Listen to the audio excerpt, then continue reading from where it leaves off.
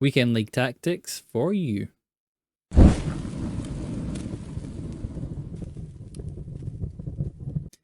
Hello folks and welcome to a brand new video by me, Tactical Max 7 on YouTube. Today I am looking at my Weekend League tactical setup, the 5 tactics I'll be going into it with for champs. I didn't get to play the Bundesliga champs because I was away for work, but I did put a video on Monday that had my lovely little 4-3-3. On one of my accounts, not this account, the other account, I will be using that 4-3-3 all the way through again because it's just a formation I like. On this one, I'm back to my 4-4-2-2, and I've got a setup that will work you all the way through if you were set up like this. So this is the tactic that I start with.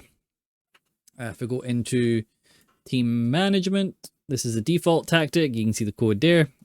We get into it. It is still 4-4-2-2 or holding. Balanced build-up style and still aggressive. Now, if you don't like aggressive, and a lot of people will not like aggressive, that is fine. Knock it down to 70. Works just as well. Just once again, remember that if you want to change it, to say 96, you can change it here. It might save into the game. It sometimes does, but more often than not it won't, and you have to go back in and change it every single time. So I just kind of leave it at 95 because, you know, makes sense. So player roles, we have our left striker on advanced forward and attack, our right striker on poacher and attack. Both our right midfield and left midfield are inside forwards and attack. Our CDMs, one is holding and ball winning, the other one is playmaker and build up. My left back is on full back and balanced, and my right back is on wing back and balanced. Slight difference here. My two centre backs are defender and defend, and my goalkeeper is sweeper, keeper, and balanced. But you do what you want with the keeper because your keeper is your keeper, and your keeper will do whatever the hell they want to do, as we all know. If they want to throw the ball in the back of the net from a long shot, they will. If they want to pull off a worldie of a save from 6 yards, they will. Nothing you can do about it. So the attacking setup looks like this. Nushkin, just your ball winning midfielder, drops in behind your playmaker, your deep line playmaker, but they won't sit like that. They'll sit next to each other and create a nice wee triangle. You get lots of players in the box, lots of extra passes. Your right wing back is where you get your out ball should you feel like you're getting a bit too high pressed, and your inside forwards will make nice runs into the middle of the park, creating lovely little triangles. There's a video on this one on my channel. It is one of the formations and tactics I go back to quite a lot. It is a lot of fun, and if you haven't had a chance to use it, I would thoroughly recommend it. The next one, this is my all-out attack formation. So this is what I go to should I need a goal and maybe last half hour and I'm playing someone that's 0-0 or I'm 1-0 down, or if I go 2-0 or 3-0 down, I'll automatically switch to this to see if I can get back into the game. It is the 4-2-4. It's on balanced and aggressive still. Again, if you don't like aggressive, you can knock it down, but it's kind of what this is about, being hyper aggressive and getting forward. So the front four are slightly different than normal. I've got wide playmaker and build up on the left winger, and I've got inside forward and roaming on the right winger. I want Saka to be the one that comes in inside to make a front three. I want Kerchawi to be a little bit further wide, just in case I want to whip in a ball for a cross, or if I want to do something different. It gives me options, makes it more asymmetrical. Strikers are, one is on advanced forward and attack. The other one this time is on false 9 and build up. And that's because I want your smaller, your agile, your trickier your striker to be able to drop back a little bit and almost take up that cam position, but a more aggressive cam position, which will allow your right inside forward to overlap them, get forward. So this person tends to pull out the centre back that's marking them, and Saka or whoever you've got on the right wing can find gaps in between the full back and the centre back, and there's a big gap for them to get into there. And that's what I'm aiming for. I'm aiming to build up down the right, pretty much solely down the right. And that's why I have wing back and balanced on my right back.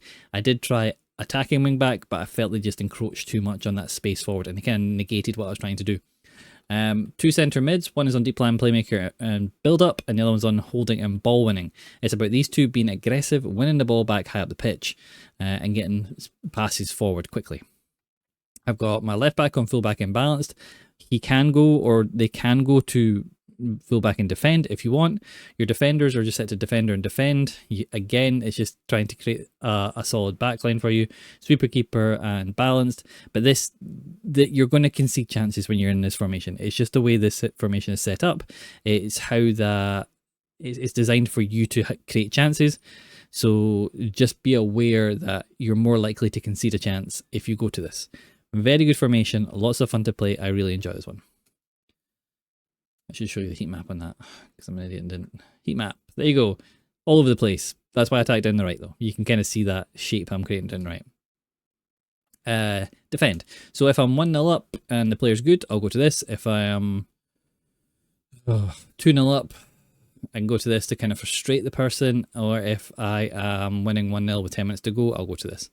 It is short passing and deep. So we're right down at 25. The annoying thing is you could go balanced here, which would be absolutely fine if you don't like playing deep.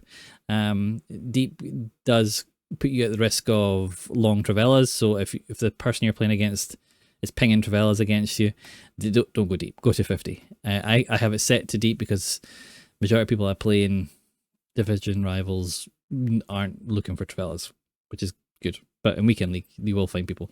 So maybe stick that on balanced. Doesn't really matter. Both does the same thing. And what I'm trying to do with this formation is control the ball. So I've got two deep line playmakers, both on defend. So they'll sit pretty rigidly there. I've got an inside forward on the left and I've got an inside forward on the right, but they're unbalanced. So they'll move forward when so the description, if you look at the focus, the inside forward will offer minimum defensive support and sometimes hold off making runs behind to instead offer passing options. So they're not always going to be pushing forward. They're going to be offering width. And that's typically what I'm looking for. If I'm playing against someone that's in a really narrow formation, I like to go for this for the width. My two fullbacks are set to fullback and defend. Two centre backs are on defender and defend. And my goalkeeper is on superkeeper and balanced. You look at the heat map, we're a bit narrower, but your inside forwards offer that width. But we do have this back six, and it's just set to give us a really solid foundation to push forward. Again, we've got a false nine on build up, so they built up this time, so they drop into that cam position, and we have an advanced forward on attack.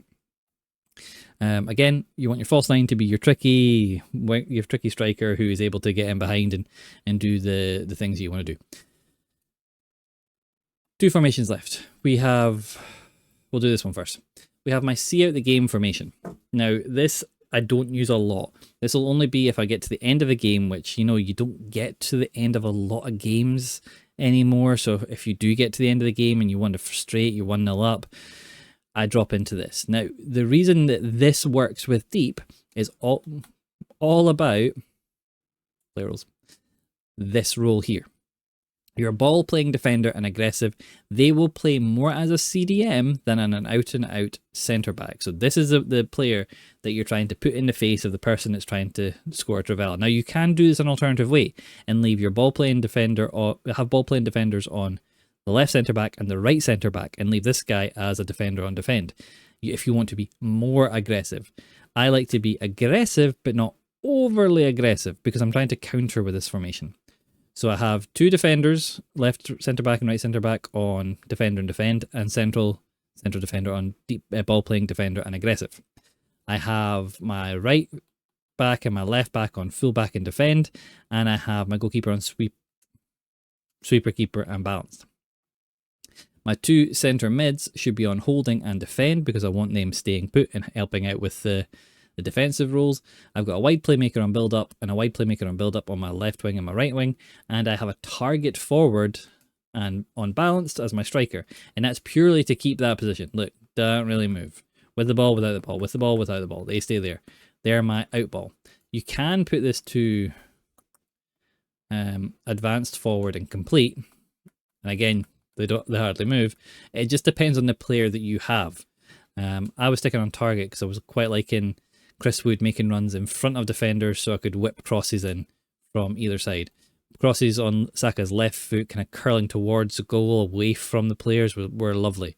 I was really enjoying that. But if you don't like target forward or you don't have a target forward, then feel free to stick this guy on advanced forward. That'll work just as well.